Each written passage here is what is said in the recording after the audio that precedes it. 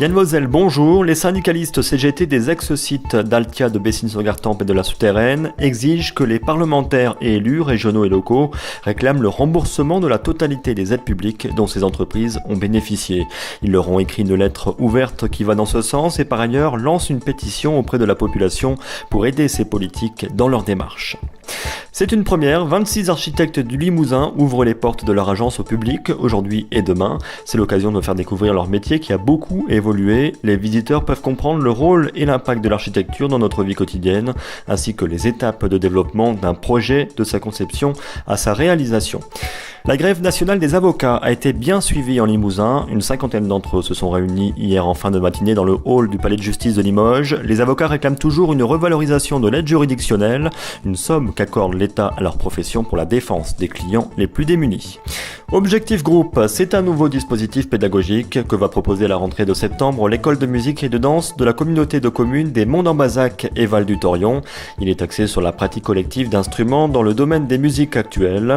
Les conditions pour y adhérer, être adulte ou adolescent d'au moins 12 ans, débutant ou non, et puis s'inscrire ou être déjà inscrit dans une des disciplines instrumentales suivantes, guitare électrique, guitare basse ou batterie. Si vous êtes intéressé, vous pouvez contacter Alain Etef, le professeur de basse et de musique actuelle, par mail à l'adresse objectif.groupe@orange.fr. Basket, Limoges, champion de France de Pro A, 14 ans après son dernier sacre. Les Limougeaux l'ont emporté hier soir au Palais des Sports de Beaublanc, 73-70, dans le troisième match de la finale des play-offs qui les opposait à Strasbourg. Ce soir, les champions sont attendus à 18h sur le parvis de la mairie de Limoges. Ensuite, ils fêteront l'événement Place Haute-Vienne avec les entraîneurs, dirigeants du club et bien sûr tous les supporters et le public. Football, finale ce soir de la Coupe de la Haute-Vienne entre Isle et Fétia. Les deux équipes s'étaient déjà affrontées à ce stade de la compétition il y a tout juste 10 ans, c'était le 28 mai 2004. Et puis en cyclisme, l'édition 2014 de la Limousine André Dufraisse a lieu demain.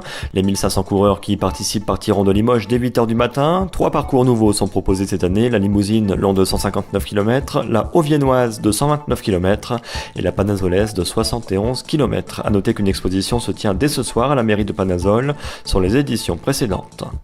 Et puis la météo pour terminer, après une très belle journée ensoleillée ce vendredi, le beau temps se poursuit demain avec toutefois plus de nuages. Quelques averses sont possibles demain en soirée et dans la nuit de samedi à dimanche. Dimanche, vous aurez une très belle journée quasiment sans nuages comme aujourd'hui.